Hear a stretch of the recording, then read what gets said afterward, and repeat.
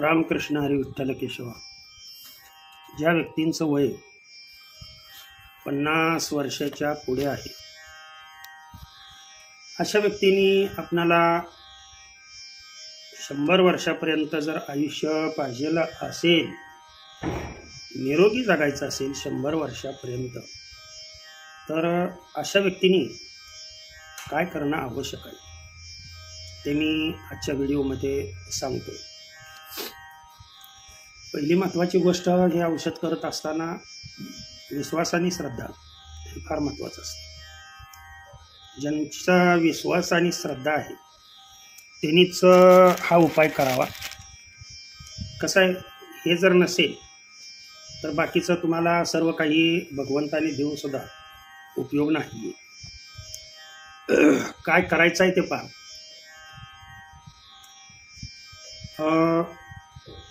आपल्या जेवणासाठी एक स्पेशल चटणी बनवायची. ती स्पेशल चटणी काय करणार आहे, तुमच्या बाबतीत काय करणार आहे ते मी सांगतो. त्या स्पेशल बनवायची कशी ते पुढं सांगणार. ही जी स्पेशल चटणी मी तुम्हाला सांगतोय ती तुमचे सांधेदुखी, गुडघेदुखी, मानदुखी किंवा पाठदुखी या सर्वांमधून तुमचं संरक्षण करणार आहे.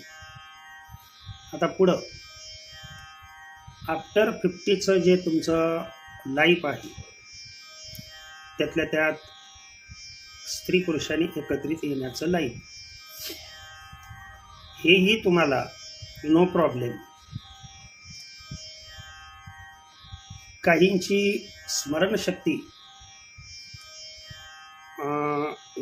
विसरभोळेपणा वाढतो आणि विसरभोळेपणा वाढल्यामुळं घरातले लोक जरा वेड्यामध्ये काढतात आपल्याला, किंवा आपली घरामध्ये विनाकारण चिडचिड होते. कारण नवीन संस्कृती जी आहे त्या संस्कृतीला आपल्याला तोंड द्यावं लागतं आणि जुने जे लोक आहेत ते अशी संस्कृती लवकर अक्वायर करत नाही, म्हणजे त्याला सामना देऊ शकत नाही. तर त्यासाठी आपलंच मन, आता काही व्यक्तीमध्ये लक्षात ठेवा, मी या गोष्टी काय सांगतोय ते.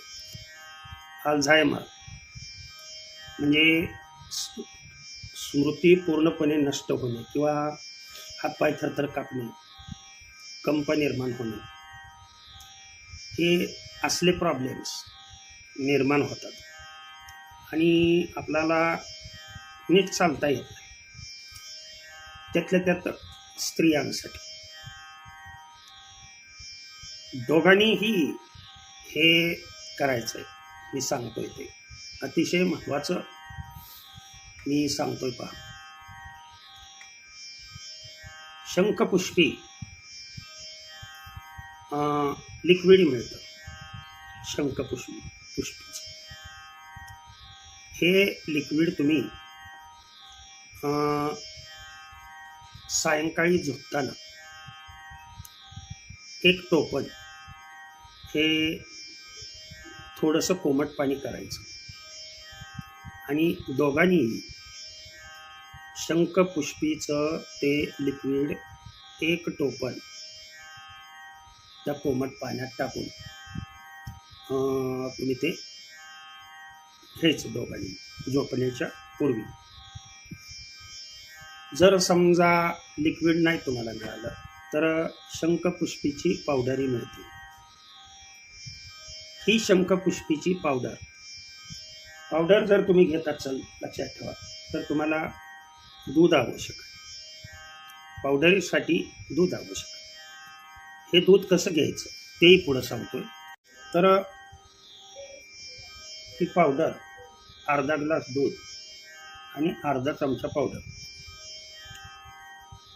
दररोज आपण पती पत्नीनी दररोज, किंवा दोघांपैकी एक असो नसो, कमीत कमी जे दोघंजण 50 वर्षापर्यंत आहेत, मनुष्याचं आयुष्य 100 वर्षापर्यंत दिलेलं आहे, लक्षात ठेवा.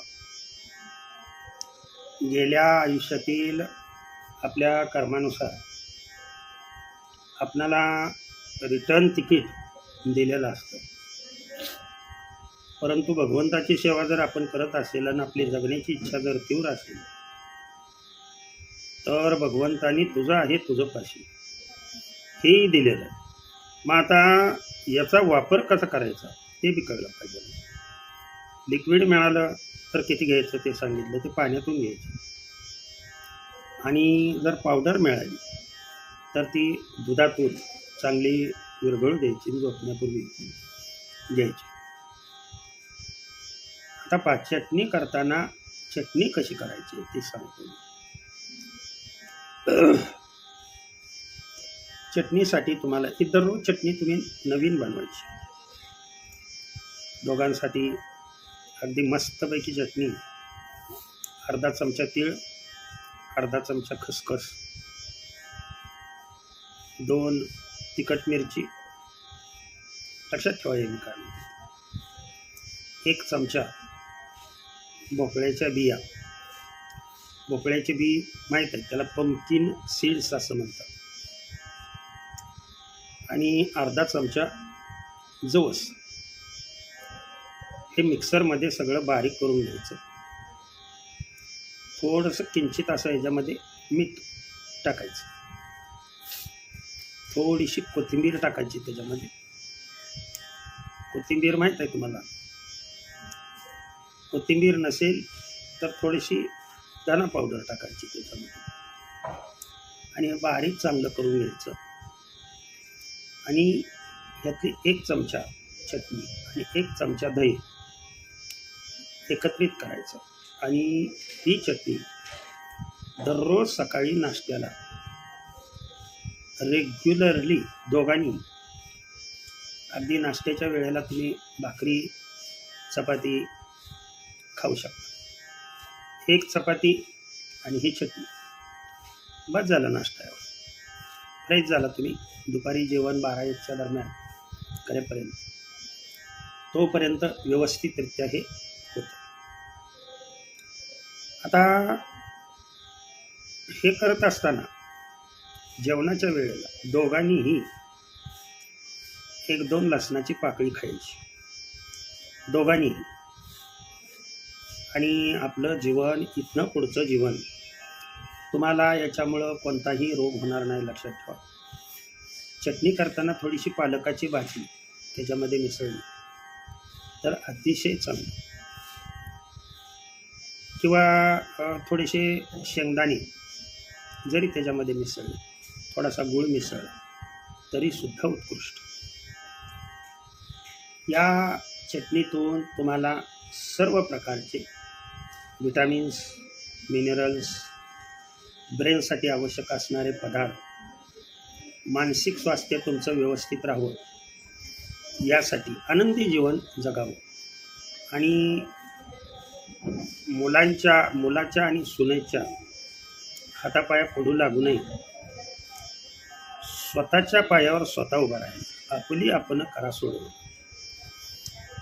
कुठेही आश्रमात जायची आवश्यकता नाही, काय नाही. दोघांनी मस्तपैकी स्पेशल आपल्या घरामध्ये राहायचं.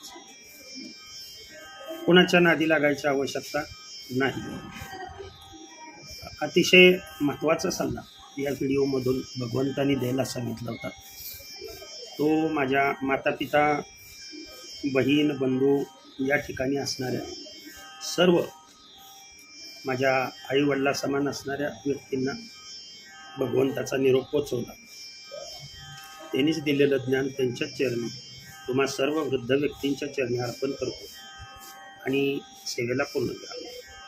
पुंडलिक वरदा विठ्ठल, श्री ज्ञानदेव तुकाराम, पंढरीनाथ भगवान की जय. अवधूत चिंतन श्री गुरुदेव दत्त, श्री स्वामी समर्थ योगीराज हरिहर महाराज की जय. विठ्ठल विठ्ठल विठ्ठल विठ्ठल विठ्ठल.